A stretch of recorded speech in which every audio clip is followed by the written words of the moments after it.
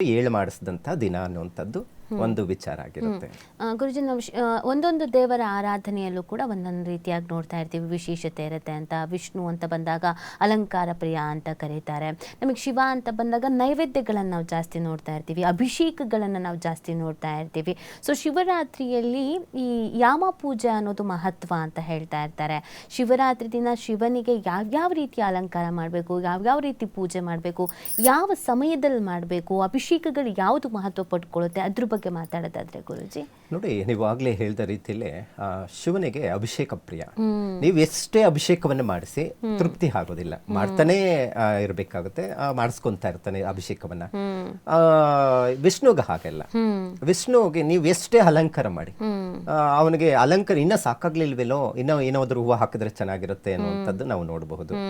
ಅದೇ ರೀತಿ ಒಂದಷ್ಟು ಶಿವನನ್ನ ಆರಾಧನೆ ಮತ್ತೆ ಪೂಜೆ ಪುನಸ್ಕಾರಗಳು ಜಪ ಮಾಡಿದ್ದೆ ಆಯ್ತು ಅಂದ್ರೆ ಬೇಗ ಒಲಿದು ಬರ್ತಾನೆ ಶಿವ. ವಿಷ್ಣು ಆಗಲ್ಲ, ಪರೀಕ್ಷೆಯನ್ನು ಮಾಡಿ ಮಾಡಿ ಇವನು ಸರಿಯಾದಂತ ಭಕ್ತನ ಅಂತ ನೋಡಿಕೊಡುವಂಥದ್ದು. ಈ ರೀತಿ ಏನು ಜಪ ಪೂಜೆ ಎಲ್ಲ ಮಾಡಿರುವಂಥದ್ದು ಬೇಗ ಅಸುರರು ಬೇಗ ಶಿವನ್ನ ಒಲಿಸ್ಕೊಂಡಿರುವಂಥದ್ದು, ಬೇಗ ವರವನ್ನ ತೆಗೆದುಕೊಂಡಿರುವಂಥದ್ದು ನಾವು ಪುರಾಣಗಳಲ್ಲಿ ನಾವು ನೋಡಿದ್ದೀವಿ. ಬಹಳಷ್ಟು ಶಿವನಿಂದ ವರ ಪಡ್ಕೊಂಡು ಒಂದಷ್ಟು ಲೋಕ ಕಲ್ಯಾಣಗಳಾಗಿರುವಂಥದ್ದು ಘಟನೆಗಳು ನಾವು ನೋಡ್ತೀವಿ. ಅಂದ್ರೆ ಅಭಿಷೇಕ ಪ್ರಿಯ, ಬೇಗ ಒಲೆದಂತಹವ್ರಿಗೆ ಫಲಗಳನ್ನು ಕೊಡುವಂಥವನಾಗಿರ್ತಾನೆ. ಸೊ ಹಾಗಾಗಿ ಶಿವನಿಗೆ ಏನೋ ದೊಡ್ಡದಾದಂತಹ ಪೂಜೆ ಪುನಸ್ಕಾರಗಳು, ದೊಡ್ಡದಾಗಿ ಅಲಂಕಾರಗಳು ಮಾಡುವಂಥದ್ದೇನಿಲ್ಲ. ಒಂದಷ್ಟು ನೀರು, ಒಂದಷ್ಟು ಹಾಲು ತಗೊಂಡೋಗಿ ಶಿವನ ಲಿಂಗದ ಮೇಲೆ ಹಾಕಿ ಒಂದಷ್ಟು ಬಿಲ್ಪತ್ರ ಇಟ್ಟರೆ ಸಾಕು, ತೃಪ್ತನಾಗ್ಬಿಡ್ತಾನೆ ಅಂತ ಹೇಳುತ್ತೆ. ಅದರಲ್ಲಿ ಶಿವರಾತ್ರಿ ಹಿಂದೂಗಳಿಗೆ ಪವಿತ್ರವಾದಂಥ ದಿನ. ಹಾಗಾಗಿ ಈ ಜಾವ ಒಂದಷ್ಟು ಈ ಯಾಮ ಪೂಜೆ ಅನ್ನುವಂಥದ್ದು ಒಂದಷ್ಟು ಪೂಜೆಗಳು ಬರುವಂಥದ್ದು ಇರುತ್ತೆ. ಅಂದ್ರೆ ಈ ಯಾಮ ಪೂಜೆ ಅನ್ನುವಂಥದ್ದು ಬಹಳ ಜನಕ್ಕೆ ಗೊಂದಲ ಇರುತ್ತೆ. ಸೊ ಯಾವ ರೀತಿ ಆಚರಣೆ, ಇದೇನೋ ಬೇರೆ ರೀತಿ ಏನೋ ಹೋಮ ಮಾಡಬೇಕಾ ಅನ್ನುವಂಥದ್ದು ಇರುತ್ತೆ ಅನ್ನುವಂಥ ಅಭಿಪ್ರಾಯ ಇಟ್ಕೊಂಡಿರ್ತಾರೆ. ಯಾರು ಜಾಗರಣೆ ಇರ್ತಾರ, ಜಾಗರಣೆ ಸಂದರ್ಭದಲ್ಲಿ ಮಾಡುವಂತ ಒಂದು ಪೂಜೆ ಅಂತ ಹೇಳುತ್ತೆ. ಅಂದ್ರೆ 3 ಬಾರಿ ಒಂದಷ್ಟು ಲೆಕ್ಕಾಚಾರದಲ್ಲಿ ಪೂಜೆಗಳನ್ನ, ಹೋಮ ಹವನಾದಿಗಳು ಹೇಗೆ ಮಾಡ್ತಾರೋ ಆ ಥರ ಅಭಿಷೇಕಗಳನ್ನು ಮಾಡುವಂಥದ್ದು. ಅಂದ್ರೆ 3 ಗಂಟೆ ಕಾಲ 4 ಬಾರಿ ಅಭಿಷೇಕವನ್ನ ಮಾಡ್ತಾರೆ. ಮೊದಲಿಗೆ ಹಾಲು ಮತ್ತೆ ನೀರಲ್ಲಿ ಅಭಿಷೇಕವನ್ನ ಸಂಜೆ ವೇಳೆ ಪ್ರಾರಂಭ ಮಾಡ್ತಾರೆ. ನಂತರ 11-12 ಗಂಟೆ ಸುಮಾರಿಗೆ ಒಂದಷ್ಟು ಮೊಸರಿಂದ ಅಭಿಷೇಕವನ್ನು ಮಾಡುವಂಥದ್ದು. ಅದರಲ್ಲೇ ಒಂದು ರುದ್ರ ಚಮಕ ಇಂತಹದ್ದು ಮಂತ್ರಗಳನ್ನ, ಶಿವನ ಮಂತ್ರಗಳನ್ನು ಹೇಳಿ ಪೂಜೆ ಪುನಸ್ಕಾರಗಳನ್ನು ಮಾಡುವಂಥದ್ದು ಪದ್ಧತಿ ನಾವು ನೋಡ್ತೀವಿ. ಮಧ್ಯರಾತ್ರಿ ಮತ್ತೆ ಬೆಳಗ್ಗಿನ ಜಾವ ಮಾಡುವಂಥ ಅಭಿಷೇಕ ಅಂತ ಇರುತ್ತೆ. ತುಪ್ಪ, ಜೇನುತುಪ್ಪದಿಂದ ಅಭಿಷೇಕವನ್ನು ಮಾಡ್ತಾರೆ, ಎಳ್ನೀರು ಎಲ್ಲ ಹಾಕಿ. ಸೊ ಇದನ್ನ ಯಾಮ ಪೂಜೆ ಅನ್ನುವಂಥದ್ದು ಒಂದಷ್ಟು ಲೆಕ್ಕಾಚಾರದಲ್ಲಿ ಮಾಡುವಂಥದ್ದು ಇರುತ್ತೆ. ಒಟ್ಟಾರೆ ಅದು ಅಭಿಷೇಕ, ರುದ್ರಾಭಿಷೇಕ ಇವೆಲ್ಲವನ್ನು ಮಾಡುವಂತ ಒಂದು ಪದ್ಧತಿ ಇರುತ್ತೆ. ಅದರಲ್ಲಿ ಅಭಿಷೇಕ ಆದ ನಂತರ ಒಂದಷ್ಟು ಬಿಲ್ಪತ್ರೆ ಆಗ್ಬೋದು, ಪುಷ್ಪಗಳು ಹಾಗೆ ಅರ್ಚನೆ ಮಾಡಿಸಿ ಪೂಜೆಯನ್ನು ಸಲ್ಲಿಸುವಂಥದ್ದು. ಬೆಳಗಿನ ಜಾವ ಆಗಿದ ತಕ್ಷಣನೇ ಯಾಮ ಪೂಜೆಯನ್ನು ಸಂಪೂರ್ಣವಾಗಿ ಮುಗಿಸಿ ಒಂದು ಮಂಗಳಾರತಿಯನ್ನು ಮಾಡುವಂಥ ಪದ್ಧತಿ ನಾವು ಶಿವರಾತ್ರಿಯ ಜಾಗರಣೆ ಸಂದರ್ಭದಲ್ಲಿ ಈ ಯಾಮ ಪೂಜೆಯನ್ನು ನೋಡಬಹುದು. ಗುರುಜಿ, ಈಗ ಒಂದೊಂದು ದಿನಕ್ಕೂ ಮಹತ್ವ ಅನ್ನೋದಿರುತ್ತೆ. ಈಗ ನಮ್ಗೆ ಶಿವರಾತ್ರಿ ಅಂತಂದಾಗ ತುಂಬ ಪವರ್ಫುಲ್ ಡೇ ಅಂತ ನಾವು ಕರಿತೀವಿ, ಶಕ್ತಿಯುತವಾದಂಥ ದಿನ ಅಂತ. ನಾವು ದೇವರ ಆರಾಧನೆ ಮಾಡುವಾಗ, ಪ್ರತಿ ದಿನವೂ ಆರಾಧನೆ ಮಾಡುವಾಗ ಒಂದೊಂದು ಬೇಡಿಕೆನ ಇಟ್ಕೊಂಡಿರ್ತೀವಿ ಅಥವಾ ಸಂಕಲ್ಪಗಳನ್ನು ಇಟ್ಕೊಂಡೇ ಇರ್ತೀವಿ.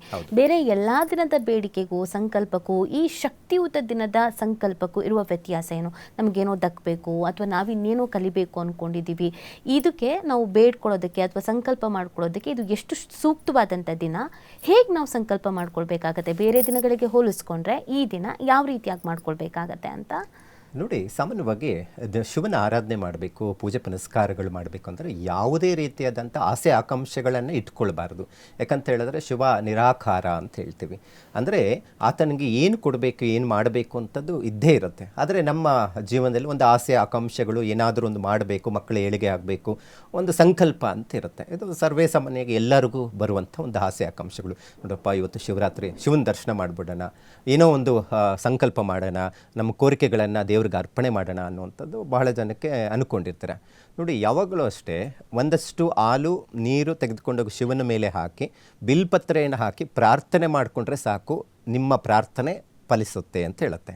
ಅದರಲ್ಲಿ ಒಂದಷ್ಟು ವೇದೋಕ್ತವಾಗಿ ಪೂಜೆಯನ್ನು ಮಾಡ್ತಾರೆ, ಒಂದಷ್ಟು ಪುರಾಣೋಕ್ತವಾಗಿ ಪೂಜೆಯನ್ನು ಮಾಡುವಂಥದ್ದು ಇರುತ್ತೆ.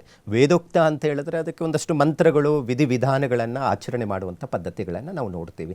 ರುದ್ರ ಚಮಕ ಹೇಳುವಂಥದ್ದು, ಅದರದ್ದೇ ಆದಂಥ ನಿಯಮಗಳನ್ನು ಇಟ್ಟು ಪೂಜೆಯನ್ನು ಮಾಡುವಂಥದ್ದು, ಹೋಮ ಹವನಾದಿಗಳನ್ನು ಮಾಡುವುದು, ಶಿವನ ನಾಮಸ್ಮರಣೆ ಮಾಡುವಂಥದ್ದು ಇರುತ್ತೆ. ಇನ್ನು ಒಂದಷ್ಟು ಪುರಾಣೋಕ್ತವಾಗಿ ಪೂಜೆ ಮಾಡುವಂಥದ್ದು ಅಂತ ಹೇಳಿದ್ರೆ ಶಿವನ ಪಂಚಾಕ್ಷರಿ ಮಂತ್ರವನ್ನು ಹೇಳಿದ್ರೆ ಸಾಕು, ಒಂದಷ್ಟು ಶಿವನ ದರ್ಶನ ಮಾಡಿದ್ರೆ ಸಾಕು, ನಿನ್ನ ಯಾವುದೇ ಆದಂಥ ಸಂಕಲ್ಪ ಫಲಿಸುತ್ತೆ ಅಂತ ಹೇಳುತ್ತೆ ಶಾಸ್ತ್ರದಲ್ಲಿ. ಏನದು ಶಿವನ ಪಂಚಾಕ್ಷರ ಮಂತ್ರ? ಇಡೀ ವೇದಗಳಿಗಿಂತ ಪವಿತ್ರವಾದಂತಹದ್ದ ಅನ್ನುವಂಥದ್ದು ಇಲ್ಲಿ ಬರುವಂಥದ್ದು ಇರುತ್ತೆ ನೋಡಿ. ಓಂ ನಮಃ ಶಿವಾಯ ಅಂತ ಹೇಳಿದ್ರೆ ಸಾಕು, ಶಿವನ ಪಂಚಾಕ್ಷರಿ ಮಂತ್ರ ಪಠಿಸುವಂಥದ್ದು. ಒಂದು ಸತಿ ಓಂ ನಮಃ ಶಿವಾಯ ಅಂತ ಹೇಳಿದ್ರೆ ಎಷ್ಟೋ ಪಾಪಗಳು ಕಳೆಯುತ್ತೆ. ಇದೇ ಶಿವರಾತ್ರಿಯಂದು 365 ದಿನ ನೀವು ಶಿವನ ಪೂಜೆ ಪುನಸ್ಕಾರಗಳು ದರ್ಶನಗಳು ಮಾಡಿರುವಂಥ ಫಲಗಳೇನಿರುತ್ತೆ, ಒಂದು ಶಿವರಾತ್ರಿಯಂದು ಶಿವನ ದರ್ಶನ ಮಾಡಿದ್ರೆ ಅಷ್ಟು ಫಲಗಳು ಪ್ರಾಪ್ತಿ ಆಗುತ್ತೆ ಅಂತ ಶಾಸ್ತ್ರದಲ್ಲಿ ಹೇಳುತ್ತೆ. ಹಾಗಾಗಿ ಶಿವನಿಗೆ ಹೆಚ್ಚು ಮಹತ್ವವನ್ನು ಇದೇ ಶಿವರಾತ್ರಿ ಎಂದು, ಅದರಲ್ಲಿ ಕೃಷ್ಣ ಪಕ್ಷ ಚತುರ್ದಶಿ ತಿಥಿ ಯಾವ ದಿನ ಇರುತ್ತೆ ಅದು ಪವಿತ್ರವಾದಂತಹ ದಿನ ಅಂತ ಹೇಳ್ತೀವಿ. ಅಂತಹ ಪವಿತ್ರವಾದಂಥ ದಿನದಂದು ಶಿವನ ದರ್ಶನವನ್ನು ಮಾಡಬೇಕು. ಪೂಜೆ ಪುನಸ್ಕಾರಗಳು ಅಂತ ಬಂದಾಗ ನೀವು ವೇದೋಕ್ತವಾಗಿ ಬರುತ್ತೆ ಅಂತ ಹೇಳಿದ್ರೆ ವೇದಗಳಿಂದ ಹೇಳಿ ಅರ್ಚನೆಯನ್ನು ಮಾಡಿಸಬಹುದು. ಇಲ್ಲ ನನಗೇನೂ ಬರೋದಿಲ್ಲ, ಶಿವನ ನಾಮಸ್ಮರಣೆ ಮಾಡಿದ್ರೆ ಸಾಕು ಅಂತಲೂ ಹೇಳುತ್ತೆ. ಹಾಗಾಗಿ ಶಿವನ ಭಕ್ತಿ ಭಾವನಕ್ಕೆ ಒಲಿಯುತ್ತಾನೆ, ಆಡಂಬರ ಪೂಜೆಗೆ ಬರೋದಿಲ್ಲ. ಶಿವನಿಗೆ ಭಕ್ತಿ ಎಲ್ಲಿ ಇರುತ್ತೆ, ಎಲ್ಲಿ ಭಾವನಾತ್ಮಕವಾಗಿ ಪೂಜೆ ಮಾಡ್ತಾರೋ ಅಲ್ಲಿ ಶಿವನ ಸಾನ್ನಿಧ್ಯ ಇರುತ್ತೆ ಅನ್ನುವಂಥದ್ದನ್ನು ಶಿವಪುರಾಣದಲ್ಲಿ ಹೇಳುತ್ತೆ. ಗುರುಜಿ, ಕೆಲವೊಂದು ದಿನಗಳ ಅಂದರೆ ನಾವು ಈ ಥರ ವಿಶೇಷವಾದಂಥ ದಿನ ಅಂತ ಬಂದಾಗ ಇಂಥ ಕೆಲಸಗಳನ್ನು ಮಾಡಲೇಬಾರ್ದು ಅನ್ನೋದು ಕೂಡ ಇದೆ. ಯಾವುದೇ ಕಾರಣಕ್ಕೂ ಅಪ್ಪಿತಪ್ಪಿ ಈ ಥರದ ಕೆಲಸಗಳನ್ನು ಮಾಡೋಕ್ಕೆ ಹೋಗಬೇಡಿ ಇವತ್ತು ಅಂತ ನಮಗೆ ಹಿರಿಯರು ಗುರುಗಳೆಲ್ಲ ಹೇಳ್ಕೊಡೋದಿದೆ. ಶಿವರಾತ್ರಿಯಲ್ಲಿ ಆ ಥರ ಏನಾದರೂ ಇದೆಯಾ? ಈ ಕೆಲಸಗಳನ್ನು ಮಾಡಲೇಬಾರ್ದು ಅನ್ನೋದೇನಾದರೂ ಇದೆಯಾ? ಖಂಡಿತ ನೋಡಿ, ಯಾವುದೇ ಕಾರಣಕ್ಕೂ ಶಿವರಾತ್ರಿಯಂದು ಮಾಡಲೇಬಾರ್ದಂಥ ಒಂದಷ್ಟು ಕೆಲಸಗಳು ಬಹಳ ಮುಖ್ಯವಾಗಿ ತಿಳ್ಕೊಳ್ಬೇಕಾಗುತ್ತೆ. ನೋಡಿ, ಶಿವನಿಗೆ ಕೇದಿಗೆ ಹೂವು ಮತ್ತು ಕೆಂಪು ವರ್ಣದ ಪುಷ್ಪಗಳನ್ನು ಶಿವನಿಗೆ ಅರ್ಪಣೆ ಮಾಡಬಾರದು ಅಂತ ಶಾಸ್ತ್ರದಲ್ಲಿ ಹೇಳುತ್ತೆ. ಅದೇ ರೀತಿ ಶಿವನ ದರ್ಶನ ಮಾಡಬೇಕಾದ್ರೂ ಕೆಂಪು ವರ್ಣ ಬಟ್ಟೆ ಮತ್ತು ಕಪ್ಪು ವರ್ಣದ ಬಟ್ಟೆಯನ್ನು ಧಾರಣೆ ಮಾಡಿ ಶಿವನ ದರ್ಶನವನ್ನು ಮಾಡಬಾರ್ದು. ಇದು ಬಹಳ ಮುಖ್ಯವಾಗಿರುವಂಥದ್ದು. ಮತ್ತು ಶಿವಾಲಯಕ್ಕೆ ಹೋದಾಗ ನೋಡಿ, ಎಲ್ಲರೂ ಯಾವುದೇ ದೇವಸ್ಥಾನ